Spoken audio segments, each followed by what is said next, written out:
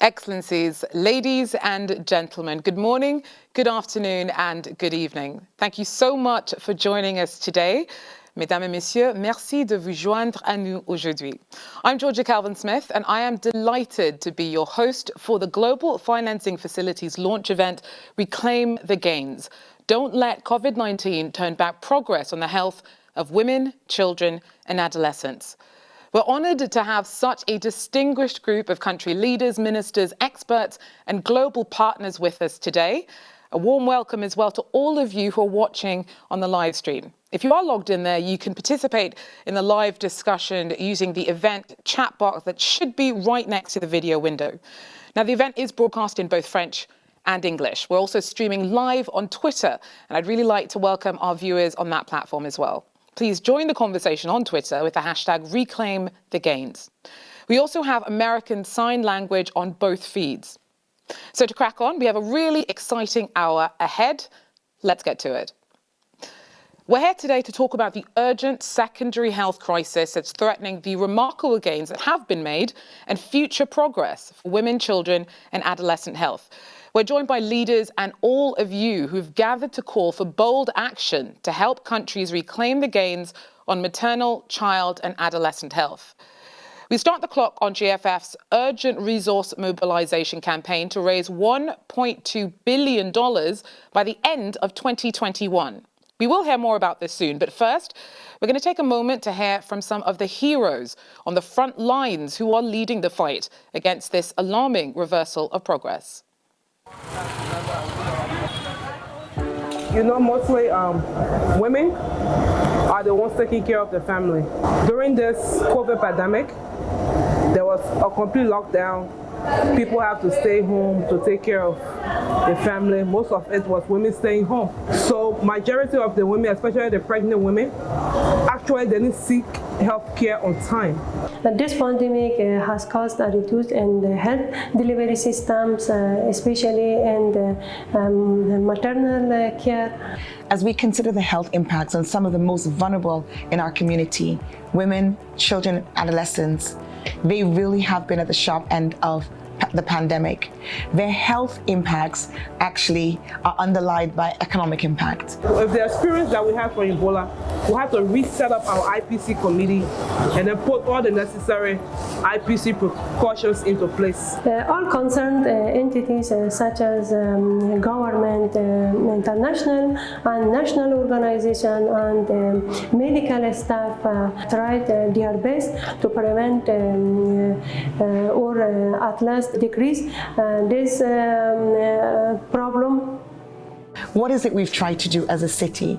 We've sought to address both the health and the economic impacts of the pandemic. From a health perspective, something as practical as upgrading 5 of our community clinics, we call them PHUs, into BMONC centers where pregnant women can safely have their babies in the community instead of staying at home for fear of going to the main hospitals. And the World Bank has supported in the financing of 2 of those upgrades. We shouldn't wait for the infection to come before doing that. So we shouldn't just be writing documents, but we should be making sure that we are implementing those policies.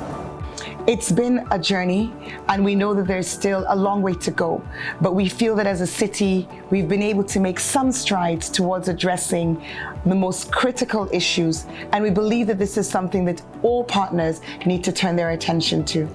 Thank you. Some really moving and inspiring messages there that I'm sure will resonate with a lot of us here today. And no doubt we'll be echoing some of what we just heard from these everyday heroes in our first panel discussion with our campaign co-hosts.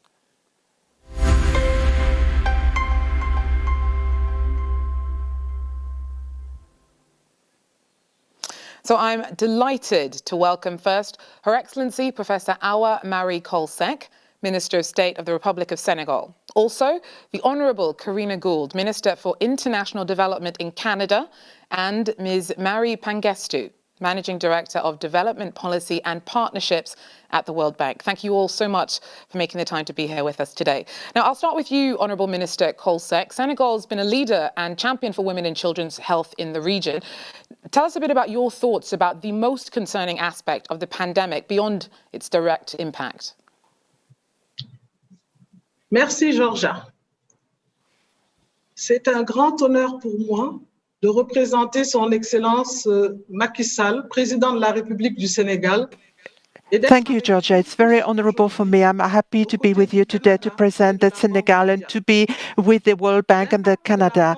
The impact of the pandemic to the COVID-19 has demonstrated that every sector, only a multi-sectorial approach can be used on a plural disciplinary aspect for the community to have an efficient response to the crisis.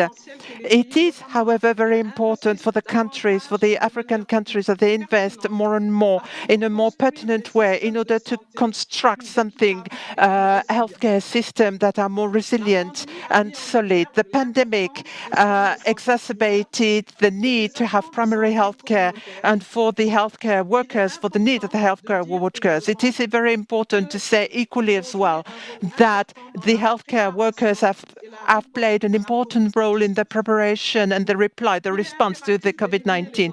It is imperative to remove the impediments to have an easy access to the primary healthcare systems. And I would like also to say that the COVID-19 has made inequalities even worse that existed before. It has exposed the vulnerabilities of the social system and political and economic system, and that has amplified in turn the impact of the health crisis. The world is going to lose millions of women and children like that because of the reduction of the coverage of healthcare systems. And it's a compromising area to help people in need.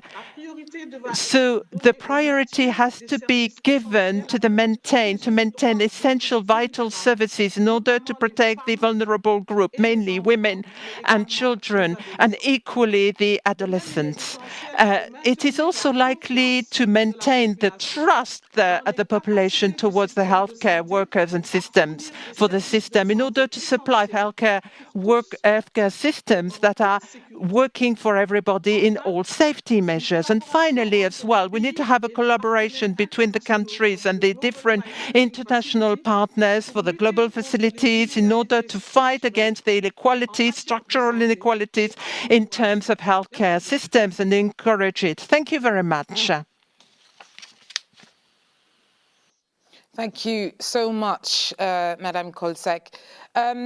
Honourable Minister Gould, we heard the Minister point out just how women and adolescents are often at the sharp end of the inequalities caused by COVID-19. And gender equity is at the heart of Canadian domestic and foreign policy. Will you tell us, in your opinion, is COVID-19 gender biased? It's a great question, and good morning from Canada. I'm really delighted to be here this morning and to talk about the GFF and health for women, adolescents, children, and newborns today. I think I might flip the question a little bit in that I don't think COVID-19 is gender biased per se as the virus, but certainly the impacts of the pandemic absolutely are. We live in a world that is already gender biased, so it's only natural that this pandemic would have a greater impact on women and the secondary impacts of the pandemic and the impact that they have on women. Let us remember that women make up about 75% of the healthcare workforce right around the world. And they're also more susceptible to getting the virus at home, as they do 76% of the unpaid care work right around the world. As we heard in the opening video, and as my dear colleague from Senegal was mentioning, women are less likely to be going and getting healthcare services right now. We've seen a sharp reduction in pre, anti, and postnatal care. There have been many reports, particularly in the last number of months, that show a sharp increase in maternal deaths. This is something that is very, very concerning. And families are choosing to delay access to healthcare for fear of catching the virus. But we've also seen resources pivot away from maternal, adolescent, newborn, and child health over the course of the pandemic. And so this is why the conversation about the GFF and providing access to the full suite of healthcare services and encouraging women and children and adolescents to go and ensure that they're having access to those health services is so important. We've seen, challenges in the supply chain around contraceptives. We've seen delays in routine immunization campaigns. There are some really big secondary impacts because of the pandemic that need to be addressed through the health system. And so today's conversation is really important. And we need to make sure that we're addressing the specific impacts that women are facing because of the pandemic. Thanks so much, Minister Gould. Director Pangastu, the World Bank has responded to the public health crisis caused by the pandemic on multiple fronts. From your experience and your understanding, can you tell us more about why investing in the health of women, children and adolescents specifically, and building strong health systems is so critical to the COVID-19 recovery? Yes, thank you, Georgia. First of all, I want to just say it's a great pleasure to be at this event with Minister Gould and Minister Kolsak. And I also want to welcome the audience, the honorable speakers, our partners and youth advocates in this event. And really, with the World Bank, with all of you as partners, with GFF, I think we have really done a lot to work together to address the issues of women's health and children and adolescents. But as the COVID-19, the impact of the COVID-19 is showing us, much more needs to be done. And that's why I'm so glad we're having this conversation today. I think Minister Gould already emphasized the gender impact, that the COVID-19 has had a differential impact on women and girls and youth and children. And women have been impacted in many ways, job losses, having to do childcare, and also the health impact. The focus of the response, including what we have been doing in the bank, is been on the emergency response as well as now in the vaccine rollout. But this has, as we have seen the data coming out, been at the cost of secondary health services being neglected.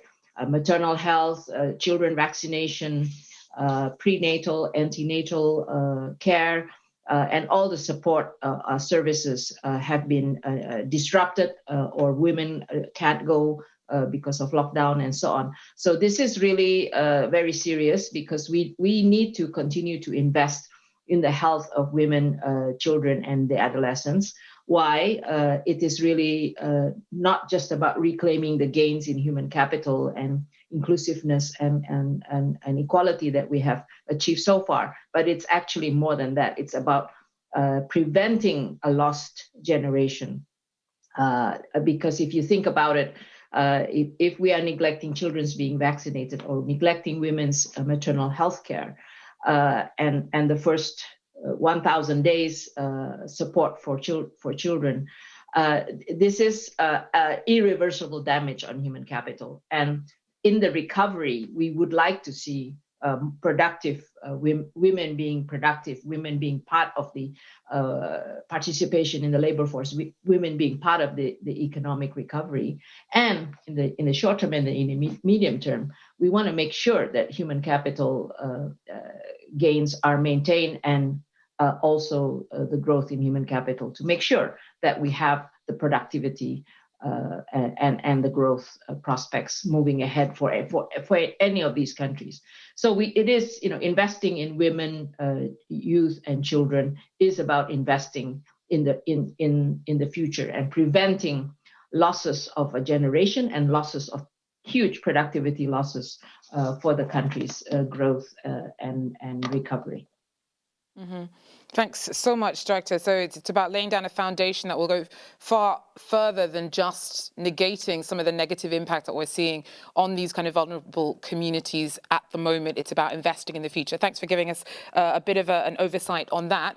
And also thanks to everyone who's currently been posting questions and observations in the chat. We have a fascinating conversation already happening there. So do keep those comments coming across social media using #ReclaimTheGains.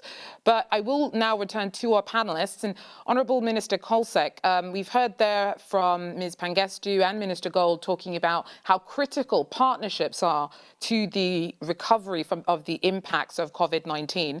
Can we be a bit more specific? What kind of partnerships do you think are needed? C'est à vous, Madame la Ministre. Merci beaucoup. Je voudrais peut-être, parce qu'il y a beaucoup de types de partnership, mais je voudrais... Thank you very much. There are quite a lot of partners. I would like to talk about 5 of them.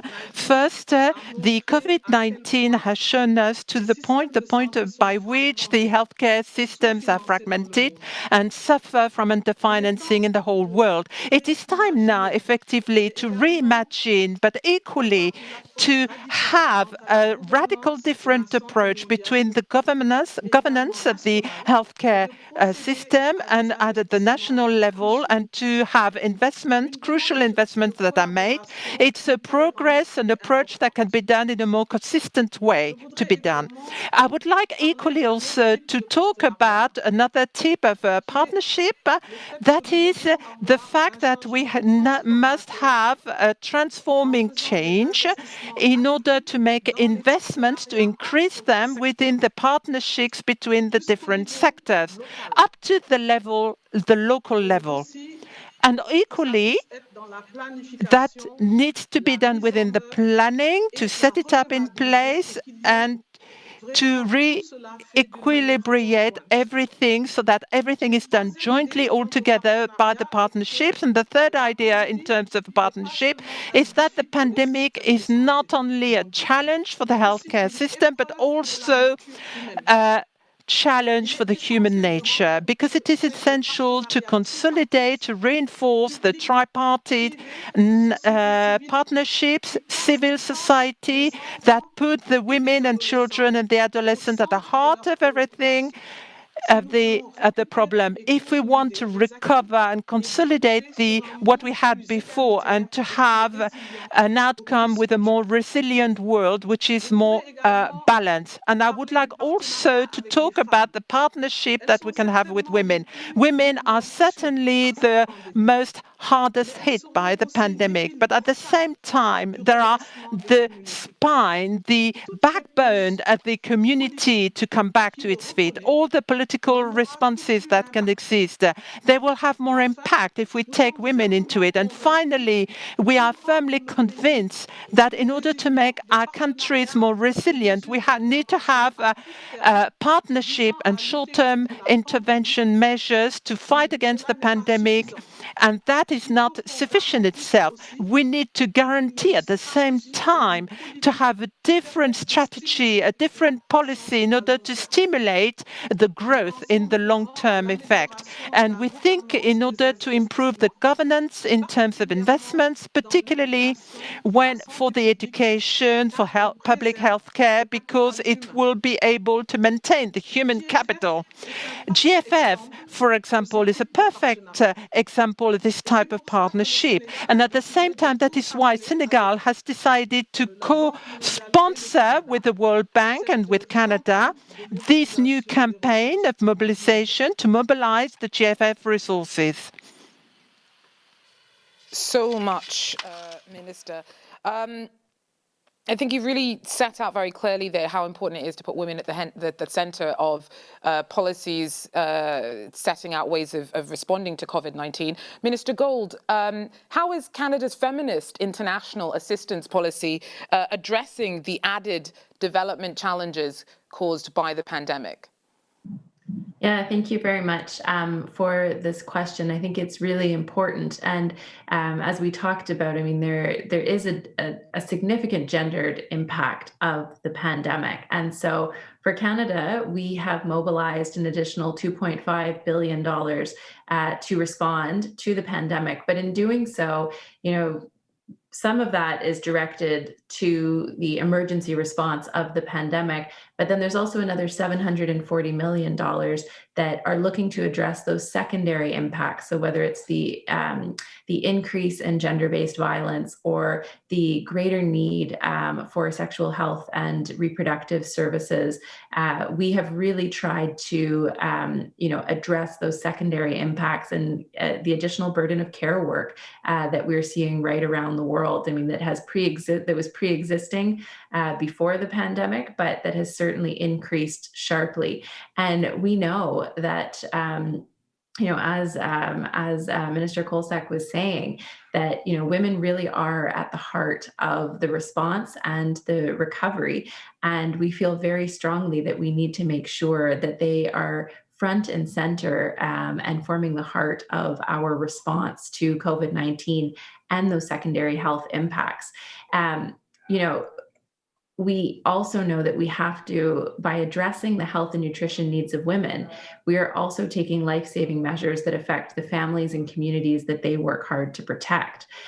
It's important for us to shine a feminist light on the vulnerabilities faced by excluded and marginalized communities, because we know that we're only going to tackle this pandemic once we've addressed the needs of everyone and ensure that everyone everywhere is safe. Like all of you, we have had to pivot existing programs to address the immediate needs brought on by the pandemic. And at the same time, we have had to find new resources to scale up the international medical response to the pandemic so that we can end the acute phase. Strong, resilient health systems and primary health care help us to be better prepared and respond more quickly. They ensure that we can recover faster while keeping up essential health services. Each country is best placed to identify how its system can be improved. And so the best thing that the international community can do is to coordinate our financial and technical assistance in support of those national priorities. That is why and where the GFF provides unique and value added. And it's why I'm so happy to be with you today. And it is why Canada is working with countries, NGOs, and multilateral partners like the GFF to ensure that the needs of women and girls are front and center in the response to COVID-19 and in our recovery efforts. We are co-hosting this campaign because we know that working through the GFF's country-led model will improve the health and nutrition status of millions of women, children, and adolescents. And we are sure that it will build a legacy of resilience that will help countries tackle the inequalities that this pandemic has made worse. So that way we can ensure that everyone everywhere gets the access to the services that we need, that they need, and of course, building strong health systems for the future. Thank you so much, Minister Gould, for giving us a bit of an insight into what's at stake here. Director Pangestu, we are running very low on time, but I do have to ask the big money question. Why is the GFF trying to raise $1.2 billion, and what is the money going to be used for? Well, I think the case for why we need to do this has already been very well outlined by all what that we have discussed. So let me just focus on, we need to get countries back on track and prepare the rollout of the COVID-19 tools at the same time, and getting them back on track to address the potential secondary health crisis that we're facing. To do that, we need funds that will pay significant dividends. So the $1.2 billion that we hope to raise in 2021 is part of an overall $2.5 billion that's needed up to 2025. And this will contribute to leveraging $53 billion to improve health outcomes and save 18 million lives. This means 56 million additional women to access skilled birth attendance, 3.5 million more women to access safe emergency cesarean services, 458 million additional children will receive oral rehydration treatment when they are sick. And as an accelerator partner, Funds to the GFF will also help countries prepare for rapid, equitable, and safe delivery of vaccines and tools at scale, while ensuring continuity of these essential services. So the GFF will really support countries to increase the capacity of the community health workforce, scale up digital innovations in service delivery, and also scale up cash transfer programs. We are at a critical juncture to ensure that we do not have this secondary health crisis with short-term, medium-term, and long-term impact on women and human capital for the future of the country. So I really hope that we can really address this and ensure that women, children, and adolescents in society are not left behind. Thanks so much, Director. 18 million lives, that's a powerful reminder of what's at stake and what we're aiming for now, and a powerful note with which to close out this panel. Thank you so much to all three of you for your leadership on such a critical agenda. Now, we have an opportunity to hear from a number of civil society and young advocates who have been agents of change in the recovery efforts. It's my honour to now cede the floor to them. À Madagascar, les mesures prises par le gouvernement pour lutter contre le Covid-19 ont fortement impacté la vie de la population, surtout les plus pauvres et les personnes vulnérables, dont la plupart ont perdu leur travail. La maladie à coronavirus a fortement affecté les femmes, les jeunes et les enfants. Et ce groupe vulnérable a vu beaucoup plus ses droits menacés, à savoir le droit à l'information, le droit à l'éducation, également aussi le droit aussi en santé de la reproduction. Les mesures restrictives qui ont été prises en rapport avec la pandémie de la Covid-19 ont véritablement impacté les femmes et les enfants. Notamment, l'accès aux consultations était restreint aux cas d'urgence. Une étude a montré que le taux d'accouchement à domicile a augmenté de 54% dans les districts de l'échantillonnage liés aux mesures du couvre-feu. L'autonomisation des femmes est la solution clé aux problèmes de la Covid-19 a mené à initier le programme que nous avons appelé Nyono Asuka pour faire des jeunes filles déscolarisées, des ambassadrices qui sont au cœur et qui conduisent le changement dans leur communauté.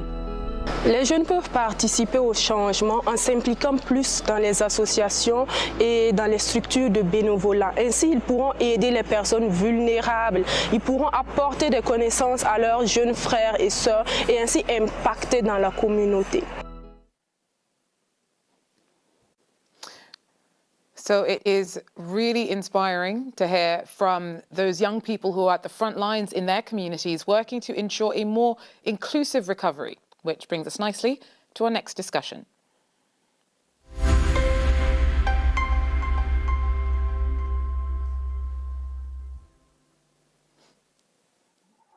So for this next panel, I have the honour and privilege to welcome Nigeria's Minister of Finance, Her Excellency Zainab Ahmed. Also, Her Excellency Dr. Leah Tedesi, Minister of Health of the Federal Democratic Republic of Ethiopia, and Group CEO of Amref Health Africa, Dr. Gitinji Kitahi. Thank you all so much for joining us here today.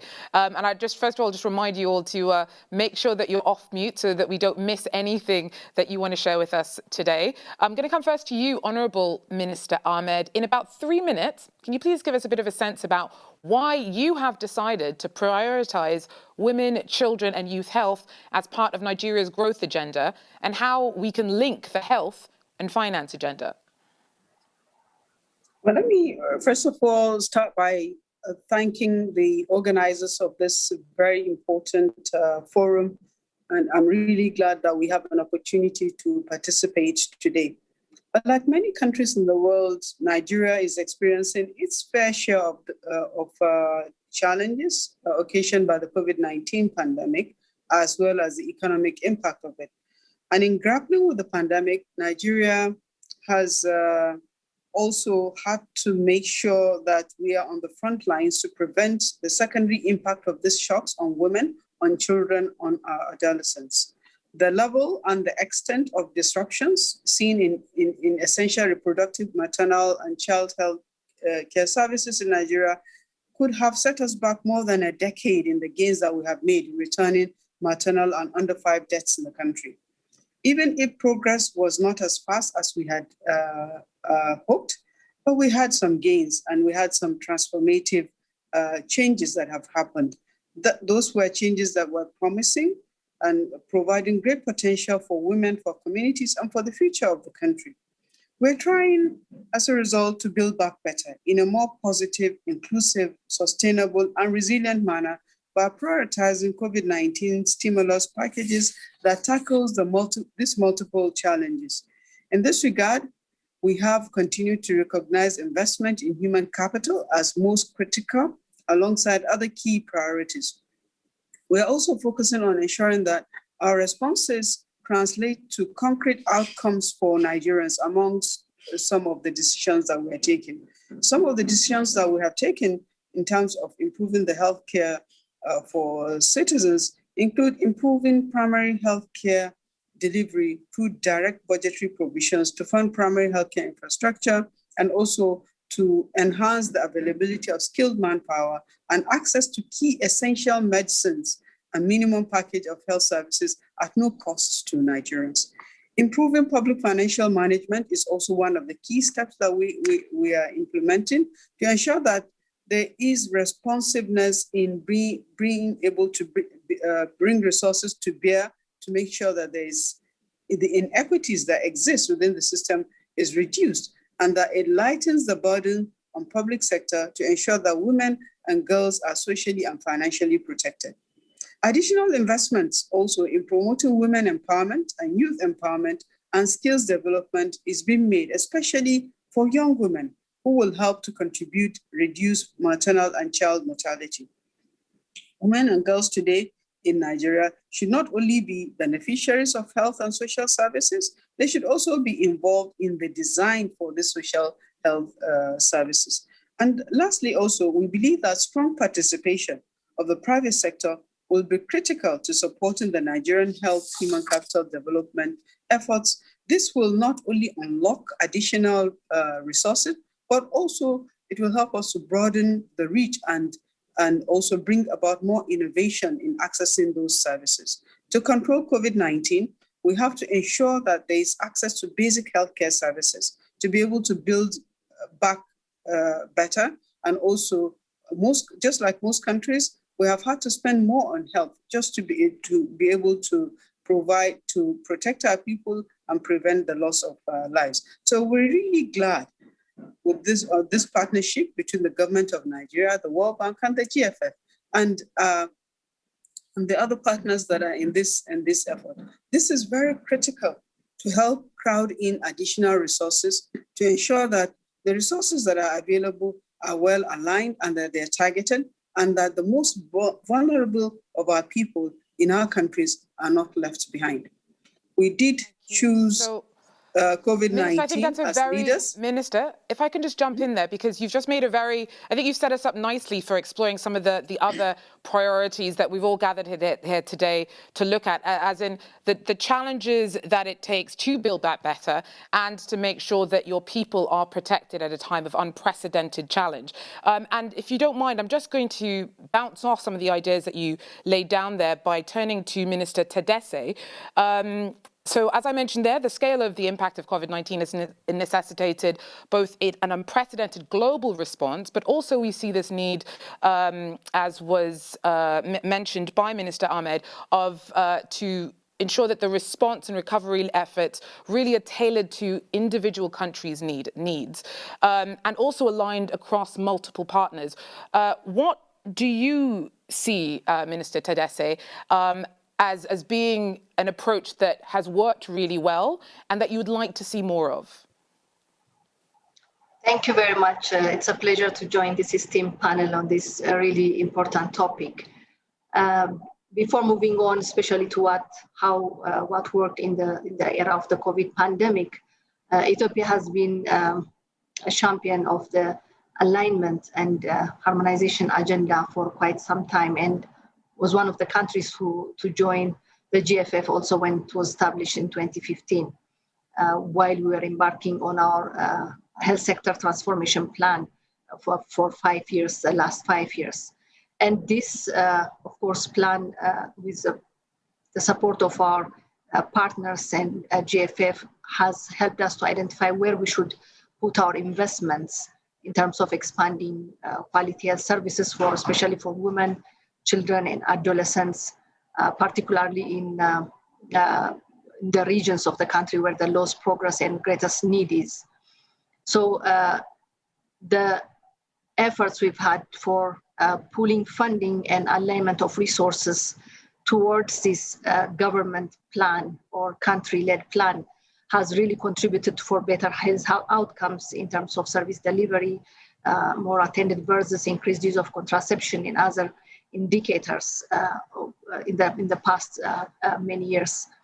And when you come to the COVID-19 pandemic, indeed a very strong global and country leadership has never been more important in this time of pandemic, where we need to focus on not only responding to the pandemic, but also ensuring the continuity of services so that we don't slide back or which threatens the gain that we've had for women, children, and adolescents in the past few years. So really balancing those competing priorities and ensuring we respond to the pandemic, focusing on the vulnerable population at the same time, ensuring those continuity has been critical. And we have continued the same principle of ensuring there is alignment of resources and resource mapping, both in terms of geographically, but also programmatically with around the country plan and strategy. And this has worked well also in this pandemic. And there has been really a strong global solidarity in this regard. But when we see overall our health system, still there's a lot more that needs to be done to improve the alignment of development partner support around countries' plan. And because we still have, continue to have also as a country, similar parallel financing systems as well. So also in my hat as a GFF co-chair, I think through the GFF, we do have this catalytic mechanism for financing health and nutrition, and countries are building and investing in their own health strategies so that we are really going on the path towards sustainable financing. So I think ensuring that governments are at the center of the process of delivering for and investing in their people must be the backbone of any recovery effort and the response effort in this pandemic, while we ensure that we don't slide back on our gains. So I think the emphasis is again on ensuring there's alignment around country-led plan. Mm-hmm. Thank you very much. Over to you. Mm-hmm. Thank you so much, Minister. Dr. Katahi, so during the pandemic, social and economic inequities mean that vulnerable communities are especially at risk. That's why we're here today. How has civil society responded to the challenge of providing support for women, children, and adolescent health? I think Professor Kolsek touched upon it a little bit earlier on about the important role that they can play, particularly also in terms of bridging communication between governments and citizens. Yeah, thank you. Thank you very, very much. And I think, I must agree with everyone that it's been very difficult. And what I may say is exacerbating vulnerabilities that pre-existed for these particular communities that we are talking about, women, adolescents and children. And they have continued during this pandemic to carry a disproportionately high or heavier burden. And this is built on already existing bias and discrimination that occurs, especially in our communities. And the response that has been spoken about by many of the speakers before me has not worn this lens, the gender lens and the youth lens, to say, even as we respond, how are we actually taking care of these particular communities? I want to give an example where many governments have actually put in what you call measures like curfew, like cessation of movement, like all these measures And yet, within that policy declaration, there has been no mention of how women can access skilled delivery if they're pregnant or if they have labor at night. You have a country that says curfew is from 7 p.m., but there is no pathway for women who need skilled delivery at night to reach there securely without police brutality. Now, in many countries, as I've mentioned, these measures, including closure of schools, have further exacerbated the pressures on women. And I want to just mention one, a clear case in Kenya in a recent report that was done, by civil society and with the help of the president's office. When schools reopened in January, after 9 months of closure, 16% of girls and 8% of boys did not return to school. This translates to 250,000 girls who did not go back to school and about 125,000 boys who did not go back to school. So this is what we are talking about. We are talking about tangible individuals whose human capital has been cut short and therefore they can't realize their full potential, as was mentioned earlier. And of course, further to this are many other issues like gender-based violence. Now, in a recent report, which was done by many of us, including other civil society organizations like Amrefelt Africa, IPPF, and others, it was very clear that these exacerbated vulnerabilities are not unique to any particular regions. They are actually similar in every region that you go to. And I think for civil society, for us, funding GFF gives some security to women, girls, and adolescents, and ensures that there is dignity back to them. As we build back better or we bounce forward, those are the things we need to look at. But finally, I must say that the role of civil society needs to be strengthened. Civil society has been really critical in the response in going to the front lines, ensuring, for example, that women who need to access care can find it. Recently in AMREF, we started what we call Wheels for Life, where we could actually connect private sector, the woman, and the health facility, and the police system to ensure safe passage of women to a facility. Those are the roles that we play. Those are the kind of brokerage we do. So for me, my hope is that as we go towards this replenishment, as we continue to support the GFF, that integration of civil society for accountability, integration of community voices, integration of multisectoral engagement, and also ensuring that we have a strong voice for domestic resources into women, girls, and adolescents is critically important as we achieve primary health care for universal health coverage. Thank you.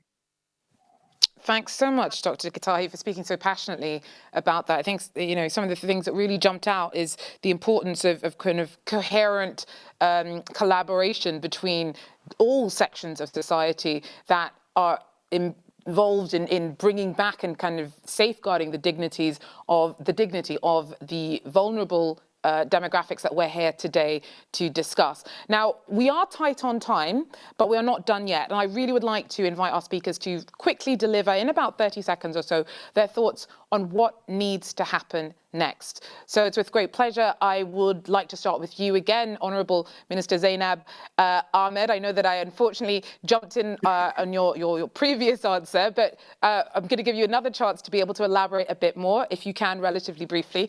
Please start us off. Okay, so I just want to say that we didn't choose COVID-19 to happen, but it did. And as leaders, we have had to take policy measures to protect the most vulnerable of our population, or have had to take measures to reclaim health gains and also advance inclusive health and economic recovery. This is our post-pandemic mission. If we're going to build back better, then we must be able to advocate for putting women and youths at the center of the recovery efforts. And also there must be more collaboration across finance, health, gender, and across local, country, and global efforts. I also want to thank Mohamed Pate for arranging this and really acknowledge the great efforts at bringing Nigeria into this process. Thanks so much, Minister, for rounding us off so nicely there. Dr. Tedese, any final thoughts? Thank you. It's obvious that there's a lot of work and challenge ahead of us, also lots of opportunities together. And I think one thing we really need to focus now as we move towards really impacting for better health of and well-being of women, children, and adolescents and communities. It's on the health financing, ensuring they're sustainable and actually gets the much needed focus both at the global level and at the national level. And I think the platform of GFF also really helps us to ensure that both health financing becomes the top agenda at all levels. And I think in solidarity and alignment, we can achieve those shared goals for better health of well-being of women, children, and adolescents. Thank you. No, thank you, Minister. And Dr. Gitahi, what is your takeaway? Well, my takeaway is this, that resilience of communities, including the health systems, is not about money only. It is about building trust capital of communities. It is about empowering and engaging communities. Communities are resilient in themselves if they're involved and engaged, and money is a facilitator. And finally, that without universal health coverage, then we cannot achieve the goals we set to achieve for women, children, and adolescents. And we need to focus on that from a people-centered point of view, involving communities at every step. Thank you.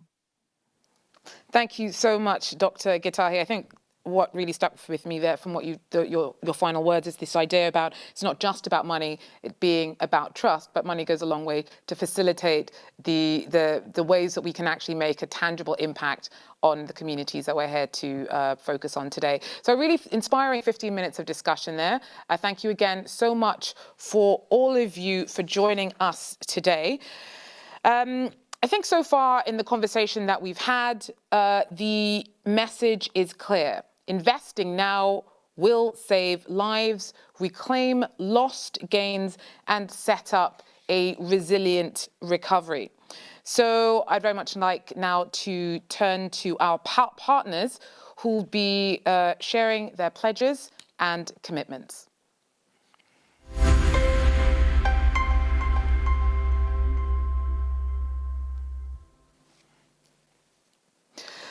So first, we will be hearing from Her Excellency Kitty van der Heyden, Vice Minister of International Cooperation in the Ministry of Foreign Affairs for the Netherlands. Ms. van der Heyden regrets that she cannot be here live with us today, but she has taken the trouble to record and send us a video message that she's asked us to play on her behalf. Excellencies, dear Ms. Pangestu, dear Mr. Pate, dear old and new friends to the GFF. A friend of GFF is a friend of mine, as the work that GFF does truly matters for women and girls worldwide, and now more so than ever. On behalf of the Netherlands, and as a member of the Trust Fund Committee of the GFF, it's with great pleasure that I can commit here today our continued support to the Global Financing Facility. Ever since we officially joined the GFF in 2018, we've been very pleased with the tangible progress made in the areas of gender and sexual and reproductive health and rights.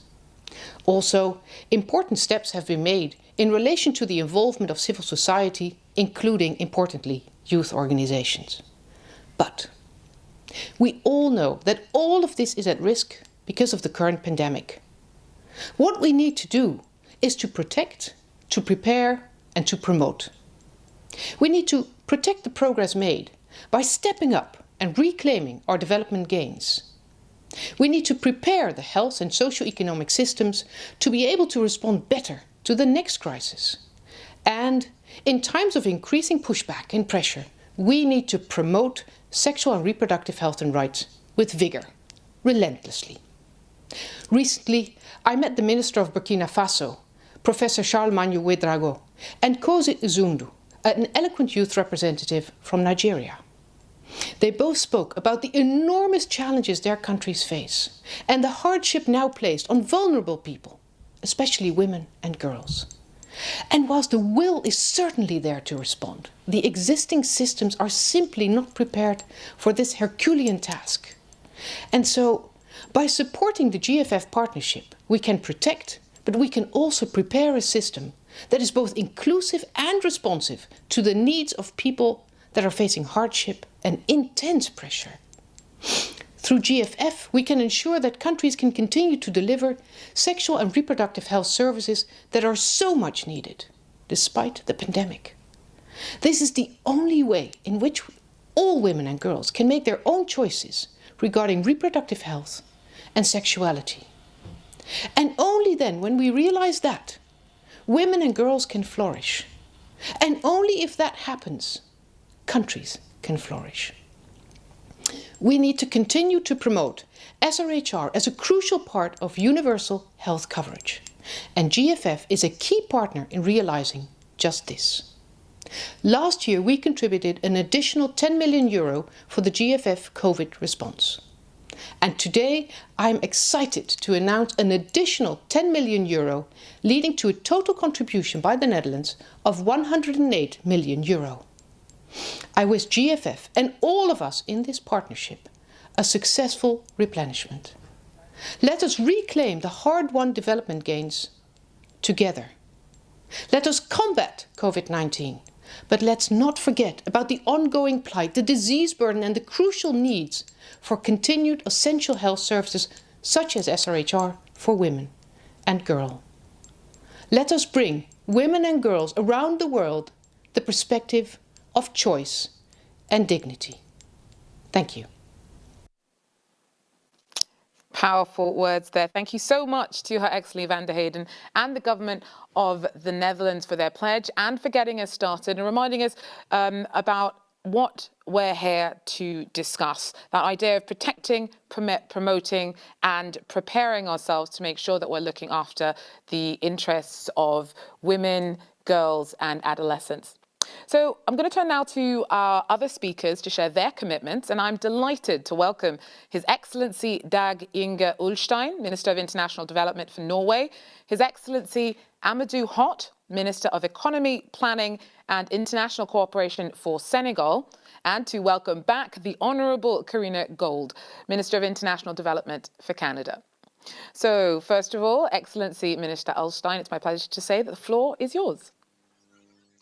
Thank you so much. And Excellencies, it's been so inspiring to follow this dialogue and this meeting with so many strong and really passionate statements from the panels. So as you all know, that the pandemic has taken millions of lives and may cost us years of progress in our quest to eliminate poverty and reach all the other 2030 goals. And more costly than almost anything else would be the loss of the gains we have made on the health of women, children and adolescents. And these are the gains that simply have to be reclaimed. People cannot create jobs and fight poverty without strong health systems. We cannot stop the pandemic, whether this one or the next one, unless system barriers for distribution of vaccines and equipment are overcome. COVID-19 has put health systems across the globe under stress. It has discontinued or interrupted essential health services, especially in the field of sexual and reproductive health. If we are to succeed in regaining our gains, which we must, I can think of no better way forward than the new GFF support mechanism, COVID-19 Essential Service Grants. And that is why, as funding members of the GFF and co-chair of the Accelerator Facilitation Council, we announced today a contribution of 300 million Norwegian krone as part of the launch of this crucial campaign.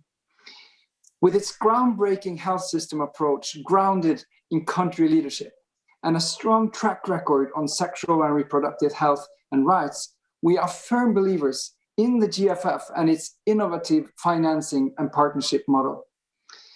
This funding, which equals around $35 million, is additional to our regular contribution and will contribute to the success of ACT Accelerator by supporting the country health systems to deliver a vaccine and maintain essential health services, while also advancing the common goal of Norway and the GFF that all women, children, and adolescents can survive and thrive, all taking part together in our quest to stop the pandemic, regain the gains, build back better, and eventually eradicate hunger and extreme poverty. So over to you again. Thank you so much, Norway. 300 million extra Norwegian kroner. What a commitment to women, children and adolescents. Now we have the honour of hearing from His Excellency Amadou Hott, Minister of Economy, Planning and International Cooperation for Senegal. Thank you very much, honorable ministers, distinguished guests, ladies and gentlemen. I would like to thank you for the opportunity to speak and to renew Senegal's commitments to playing a leadership role in achieving the 2030 agenda and the Sustainable Development Goals. In order to deliver on our commitment, we have placed women and youth empowerment at the core of our strategy, as we believe that empowering them through improvements in our health and education offerings and infrastructure directly impact our ability to achieve all of our other development goals. To materialize this commitment, we have put in place policies that directly contribute to the improvement of the health of women, children, and adolescents. Such policies include free universal health care for children under 5 years of age, increased access to reproductive health for women and adolescents, national strategies for mainstreaming gender equity and equality, dedicated entity to support women and youth entrepreneurship. Our goal is to continue to develop our human capital and to ensure our population takes control of their own health, livelihood, and future. However, the COVID-19 has undermined all the important gains that have been realized to date. As such, and in light of the unprecedented health and economic crisis we are facing, we need to find new ways to finance the delivery of health services to the poorest and the most vulnerable. Dear partners, this is why Senegal is pleased to be a co-host of the Global Financing Facility Resource Mobilization Campaign. The GFF is innovative and is enabling us to reach our strategic objectives and bridge the gap pertaining to health, gender, and nutrition in our countries. The GFF also increases aid coordination and augments transparency. The government of Senegal is committed to supporting these critical fundraising efforts in two ways. First, by co-financing the GFF programs in Senegal, and second, by catalyzing more domestic resources towards gender, education, and health-centered projects. I urge my fellow African countries and colleagues to join this movement and call on all donors to fully help fund the $1.2 billion that the Global Financing Facility is seeking this year. Let's join forces. Let's reclaim the gains. And together, we can continue to build a more prosperous future for Africa and for the world. Thank you very much for your attention. Thank you so much for those illuminating words and that really exciting policy commitment from Senegal. I now have the pleasure of giving the floor to our co-host, the Honourable Karina Gould, Minister of International Development for Canada. Great, thank you so much. So more than a year ago, we began to realize the scale of the challenge we face with a virus that respects no borders. Disruptions to essential services have had a dramatic effect on maternal and child mortality, and women's and girls' access to sexual and reproductive health services. And now, this global pandemic threatens to reverse decades of development progress. All of us here are aware of the urgent need to support countries as they fight to reclaim health gains made for women, children, and adolescents. Now, more than ever, the world needs country-driven solutions and partnerships led by countries if women and girls are to not only survive the pandemic, but to thrive in the recovery phase.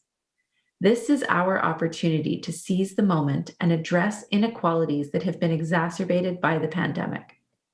The Global Finance Facility model can play a powerful role in reducing gender inequalities and strengthening health systems. And it can mobilize health financing so that the quality of essential health services improves and women, children, and adolescents have access to essential health services. Canada has been a GFF supporter since the beginning. We have committed a total of $440 million since 2015. We have supported the full range of GFF activities with partner countries, with a special focus on civil registration and vital statistics, strengthening health systems, girls' education in fragile states, and sexual and reproductive health and rights. Today, I am pleased to announce that Canada will continue to support the GFF with a new pledge of $100 million. Fully resourcing the GFF means that more women will have access to skilled birth attendants to ensure that they survive childbirth and deliver their babies safely. It means that more children will receive oral rehydration treatment for diarrhea, a major cause of child deaths. And it will give more women and adolescent girls access to modern methods of contraception, helping to prevent unintended pregnancies. I also applaud the GFF's engagement in the ACT Accelerator and the important work you are doing with the Health Systems Connector. Canada has been a key supporter of ACTA since it began. This is a critical point in time. To turn the tide, we all need to come together to make sure that the needs of women, girls, and adolescents who have borne the brunt of health service reductions is a priority. As co-host of the 2021 GFF campaign, I have the privilege of announcing a new pledge of $75 million in support of women's, children's, and adolescent health from an international foundation that wishes to remain anonymous. Thank you for this important contribution. The Global Financing Facility has already helped countries to improve access to quality health services, and I know you will support country health systems to emerge even stronger from the pandemic. I am confident that in the coming year, we can count on each partner's comparative advantage to support country health priorities for women, children, and adolescents. Thank you to everyone who made pledges today. Thank you so much, Canada, and thanks to all of the governments who have pledged today. Thank you for support of this critical agenda and your support to GFF in delivering on our shared goals. So now I'm excited to hand over to Mumbi Macharia. She's a Kenyan spoken word poet and writer who's written a special piece for today.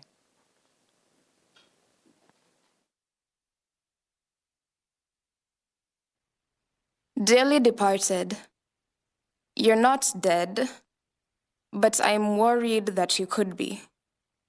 Because you are living in a world where your safety and well-being seems to be your own self-adventure. And I'm praying that you make it home later. I hope that you remember not to forget how far we have come. Together we've been through it. And I know it gets hard, but please do not succumb to it. I'm proud of you, because despite every challenge, you still manage, and I envision a life for you where you are more than just collateral damage. See, not too long ago, our biggest threat was the deteriorating state of the environment, still female empowerment. The setbacks are systemic. Violence against my sisters is still domestic, and on top of that, it's still a pandemic. Everything we have overcome was never in vain. Together, we can reclaim our gains. It's up to me and you. I mean, how is life short when it's the longest thing you do? When I have children, I will teach them that no matter how high you climb, putting yourself on a pedestal will not put you closer to God. And you cannot make a profit by selling people dreams that they cannot afford. This is our story. We're flipping the page. Tell me, how young can you really die from old age?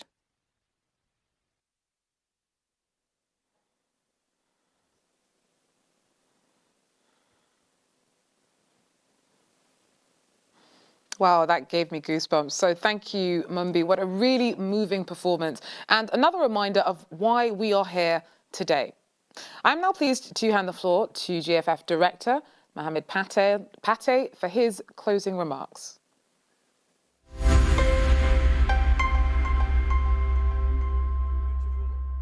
inspirational point. On behalf of the GFF, let me convey our deep appreciation to our co-hosts, the Government of Canada, Senegal, and the World Bank. Mr. Gold, Mr. Kolsek, and Ms. Pangestu, we appreciate your leadership on this important agenda. Thank you, ministers, leaders, youth advocates, and all the participants in the virtual stage and in the audience today for joining the launch and the resource mobilization campaign of the GFF. Your energy and commitment underscore and reinforce the GFF country-led and partner-driven model.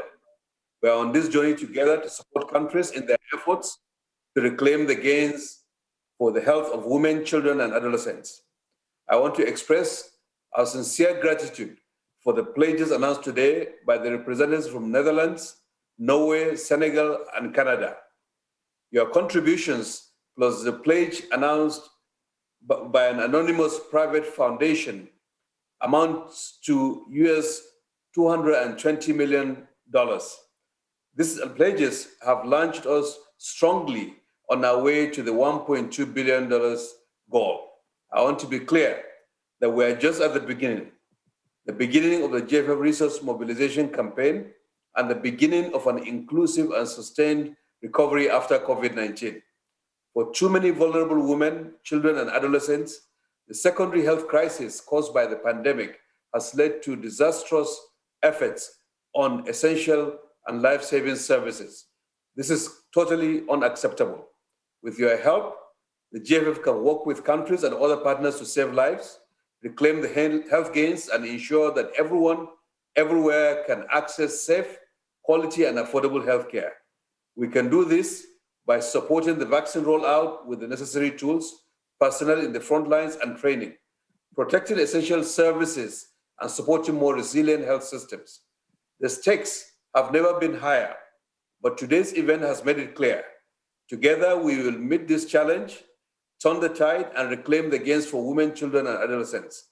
On behalf of the entire GFF team, thank you once again for your commitment, what you have done today, and for what you will continue to do in the months ahead. Thank you very much. Thank you so much, Director Pate. And with those final words still resonating with us, we have reached the end of today's program. We may now be closing the event, but in many ways, we are just opening up the conversation. Thank you to all our esteemed guests and our audience. Merci beaucoup à tout le monde et bonne journée.